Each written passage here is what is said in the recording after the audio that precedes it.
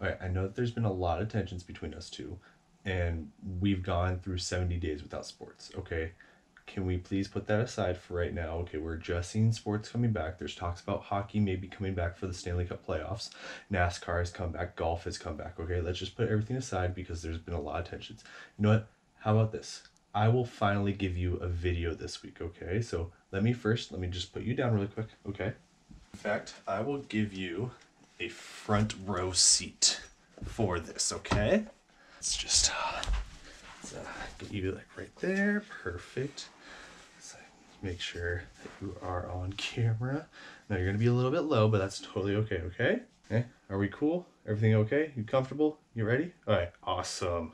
Well, hello everyone. Welcome back to another week where we try to discover who is the best mid-major player in the NBA currently. And this week we're actually going to be a little bit different. We're actually featuring the hat this week for Gonzaga. We're not throwing them off to the side because we are talking about Domantas Sabonis.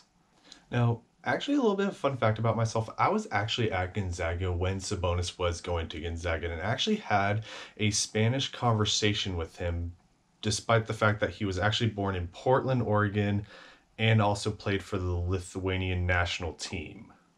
And Sabonis is actually really good about speaking in Spanish, and that was because in 2013, when he was 17 years old, he actually played for a national basketball team in Spain called the Unicaja Malaga, which is actually a very beautiful city, by the way, and you should all visit. And his time in Malaga actually helped him quite a bit, especially his transitions into college basketball as well as in the NBA, because of the fact that he was playing against 25 to 30-year-olds in Spain, and also the fact that he was the son of Portland Trailblazers legend and Basketball Hall of Fame Arvydas Sabonis. And when asked which one of his sons was going to be following in his footsteps, Arvydas actually said his son Domantas because of his stubbornness and his left-handedness, because that's such a sought-out trait due to the fact that it's only 1/10 of the population, or roughly 1/10 of the population, is left-handed dominant in some fashion. And then when deciding whether or not he would go to Euroball or go to college, Domantas actually declined a $630,000 contract in Europe to play for college. Yes, a 17, 18-year-old declining $630,000 to play basketball. Can I have that 630,000? Can we split that? However, despite having offers in 2014 from Arizona State and Oregon, Domantas ultimately chose Gonzaga University, where he had an amazing freshman career, had projections in first-round picks for some polls, but then declines to go to the NBA and then has an even better sophomore year. And in his first game against Sacramento State, Gonzaga was actually ranked 13th in the nation, where Sabonis actually got 14 points and 8 rebounds. And then 2 games later, Gonzaga plays St. Joseph's, where Domantas puts up 10 points and 11 rebounds. And actually, funny story about the mascot for St. Joseph's, the Hawks. The Hawk mascot actually has to flap his wings the entire game, including warm-ups, including coaches' timeouts, including half times, including the second half warm-ups, until the end of the game, which is about 2 hours. Now, some of you may be probably thinking, well, that's probably not too hard. Okay, now let's last the entire video. Your arms have to be fully extended over your head, and it has to go all the way down at the belly button, okay? So now let's just do this for the rest of the video. See how long you last. The person in the St. Joseph's costume is doing this for 3 hours, okay? So now let's just keep going. All the way up, all the way down. Let's do breathing exercises. All the way up, all the way down. Now, don't stop that, because we're going to still continue about Domantas Sabonis, where he put up a freshman career high of 19 points against St. Thomas Aquinas, which, yeah, is a Division II school. I get it. Okay, Gonzaga plays cupcakes. Okay, let's just drop it.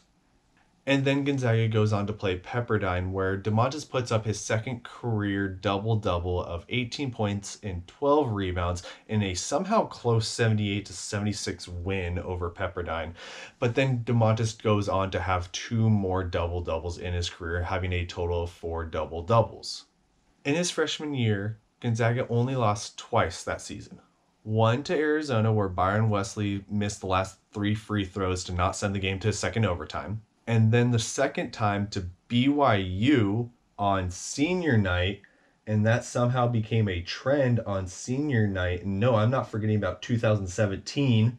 And then Gonzaga goes on to the WCC tournament where Domantas Sabonis puts up 15 points and 6 rebounds, beating BYU by the score of 91-76 and getting the WCC championship in 2015. And Gonzaga qualified for the March Madness tournament in 2015, where they were a 2 seed going against a 15 seed North Dakota State, where Sabonis puts up 7 points and 11 rebounds, Gonzaga winning by 10 points, 86-76. And in the next round, Gonzaga played 7 seed Iowa, where they won 87-68, and Domantas put up an impressive 18 points and just shy of a double-double with 9 rebounds.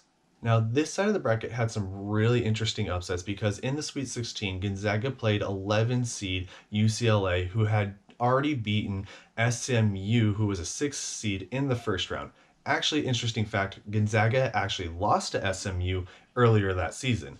And then in the round of 32, UCLA beat 14 seed University of Alabama Birmingham, again, amazing logo. And the University of Alabama Birmingham actually beat a 3 seed Iowa State. So there was all upsets going on this side of the bracket. And as much as I would like to trash talk power conference schools that lost to 14 seeds, Gonzaga did beat UCLA, and Sabonis did put up 12 points and 8 rebounds that game.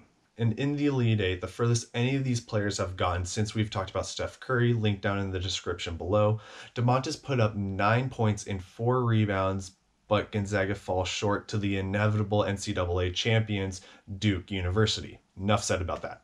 And to finish off his freshman career, Domantas Sabonis put up 9.7 points, 7.1 rebounds while shooting 66.8% from the field and never attempting a three-point shot at all during his freshman career. And like I said earlier, there were some polls predicting that Domantas Sabonis would have gone first round pick after his freshman year, but he actually never really considered the 2015 draft, so Sabonis just decided to stay another year for his sophomore year. So that means Gonzaga got one more year with Domantas Sabonis, where in the very first game he put up 26 points, 7 rebounds, shot 92.3% from the field, all within 18 minutes of play. Holy blank, is that efficient. And during the season, Gonzaga did play against 4 ranked teams, going 1-3 over those ranked teams during that season, losing to Texas A&M, Arizona, SMU, and getting a win over UConn. However, against all power conference teams, Gonzaga beat University of Washington, Washington State University, Tennessee, and lost to UCLA.